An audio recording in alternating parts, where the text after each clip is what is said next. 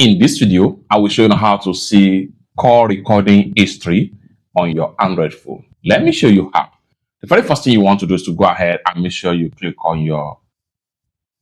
having open up your dialer, you see all call history right here. Now from here, how can you track the recording ones?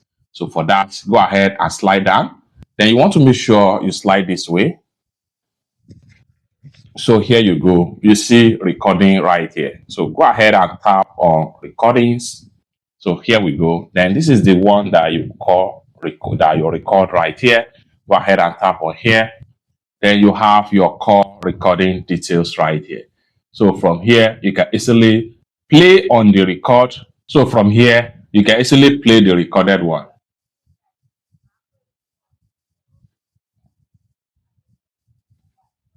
Just like so. If it is a video record, you are going to see it in this section. It's that simple. For more useful tutorial, tips and tricks like this, consider to subscribe. Thank you so much for watching, and I hope to see you in my next video. Bye for now.